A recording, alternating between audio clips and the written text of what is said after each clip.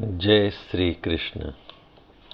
श्रीमद्भागवत महापुराण प्रथम खंड चतुर्थ स्कंद तीसरा अध्याय। सती का पिता के यहाँ यज्ञ उत्सव में जाने के लिए आग्रह करना।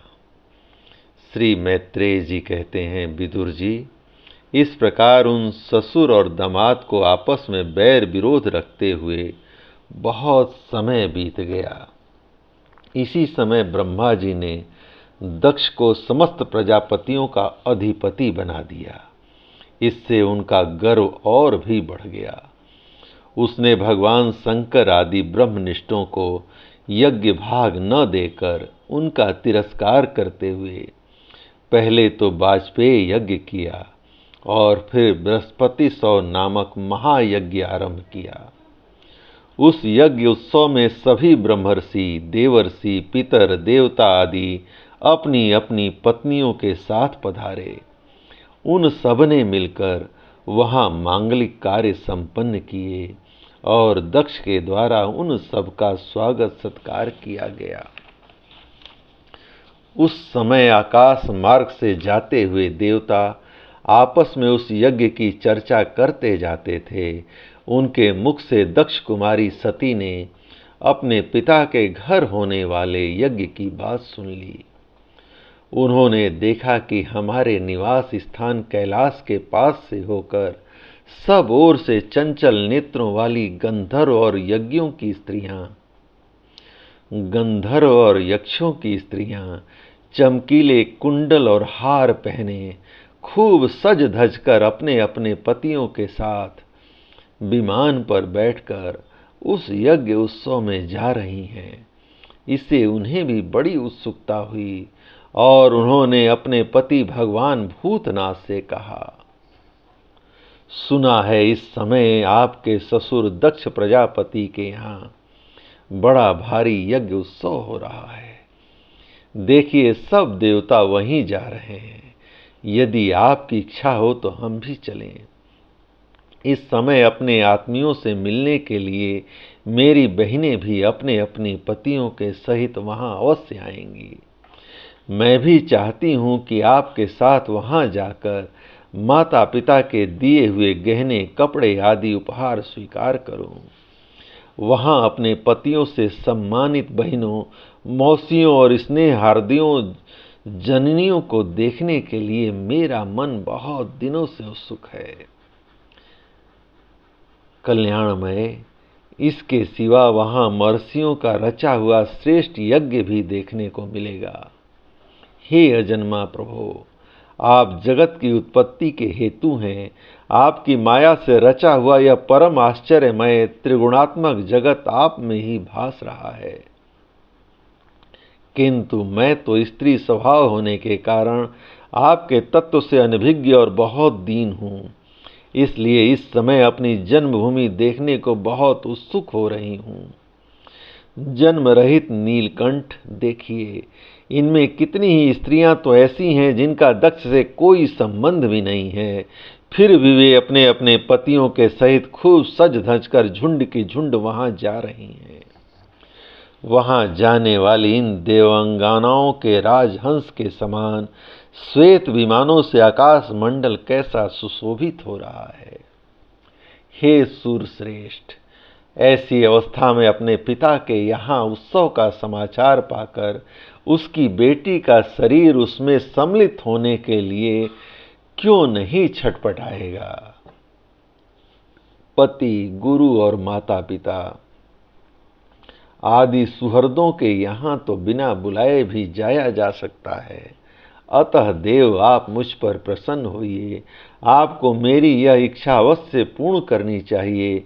आप बड़े करुणामय हैं, तभी तो परम ज्ञानी होकर भी आपने मुझे अपने आधे अंग में स्थान दिया है।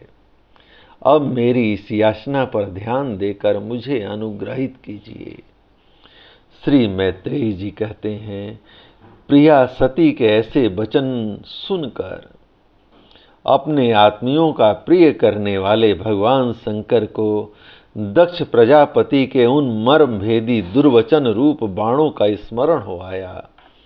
जो उन्होंने समस्त प्रजापतियों के सामने कहे थे, वे हंसकर बोले, सुंदरी, तुमने जो कहा है कि अपने बंधुजनों के यहाँ बिना बुलाए भी जाया जा सकता है, सो तो ठीक है, किंतु ऐसा तभी करना चाहिए जब उनकी दृष्टि अतिशय प्रबल देहाभिमान से उत्पन्न हुए मद और क्रोध के कारण द्वेष दोष से युक्त न हो गई हो।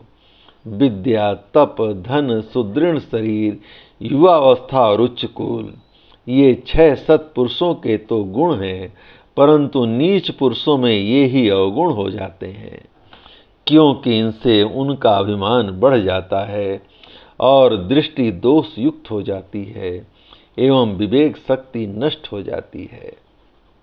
इसी कारण वे महापुरुषों का प्रभाव नहीं देख पाते। इसी से जो अपने यहाँ आए हुए पुरुषों को कुटिल बुद्धि से भी भौं चढ़ाकर रोष भरी दृष्टि से देखते हैं, उन अव्यवस्थित चित्त लोगों के यहाँ ये हमारे बांधव हैं, ऐसा समझकर कभी नहीं जाना चाहिए। देवी, शत्रुओं के बाणों से बिंध जाने पर भी ऐसी व्यथा नहीं होती जैसे अपने कुटिल बुद्धि स्वजनों के कुटिल वचनों से होती है, क्योंकि बाणों से शरीर छिन्न भिन्न हो जाने पर जैसे तैसे निद्रा आ जाती है, किंतु कुवाक्यों से मर्म स्थान विद्ध हो जाने पर तो मनुष्य हृदय की पीड़ा से दिन रात बेचैन रहता है। हे सुंदरी, अवश्य ही मैं यह जानता हूं कि तुम परम उन्नति को प्राप्त हुए दक्ष प्रजापति को अपनी कन्याओं में सबसे अधिक प्रिय हो। तथापि मेरी आश्रिता होने के कारण तुम्हें अपने पिता से मान नहीं मिलेगा, क्योंकि वे मुझसे बहुत जलते हैं।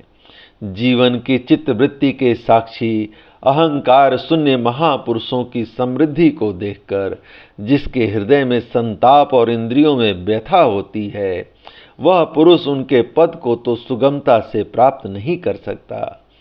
बस दैत्यगण जैसे श्रीहरि से द्वेष मनाते हैं, वैसे ही उनसे कुढ़ता रहता है। सुमध्य में तुम कह सकती हो कि आपने प्रजापतियों की सभा में उनका आदर क्यों नहीं किया। सो ये सम्मुख जाना, नम्रता दिखाना, प्रणाम करना आदि क्रियाएं जो लोक व्यवहार में परस्पर की जाती हैं, तत्वज्ञानियों के द्वारा बहुत अच्छे ढंग से की जाती हैं। वे अंतर्यामी रूप से सबके अंतःकरण में स्थित परम पुरुष वासुदेव को ही प्रणाम आदि करते हैं, देहाभिमानी पुरुष को नहीं करते। विशुद्ध अंतःकरण का नाम ही वासुदेव है, क्योंकि उसी में भगवान वासुदेव का अपरोक्ष अनुभव होता है। उस शुद्ध चित्त में स्थित इंद्रियातीत भगवान वासुदेव को ही मैं नमस्कार किया करता हूँ। इसलिए हे प्रिय, जिसने प्रजापतियों के यज्ञ में मेरे द्वारा कोई अपराध न होने पर भी मेरा कटु वाक्यों से तिरस्कार किया था, वह दक्ष यद्यपि तुम्हारे शरीर को उत्पन्न करने वाला पिता है, तो भी मेरा शत्रु होने के कारण तुम्हें उसे उसके अनुयायियों को देखने का विचार भी नहीं करना चाहिए। यदि तुम मेरी बात न मानकर वहां जाओगी तो तुम्हारे लिए अच्छा न होगा, क्योंकि जब किसी प्रतिष्ठित व्यक्ति का अपने आत्मीजनों के द्वारा अपमान होता है, तब वह तत्काल उनकी मृत्यु का कारण हो जाता है। जय श्री कृष्ण।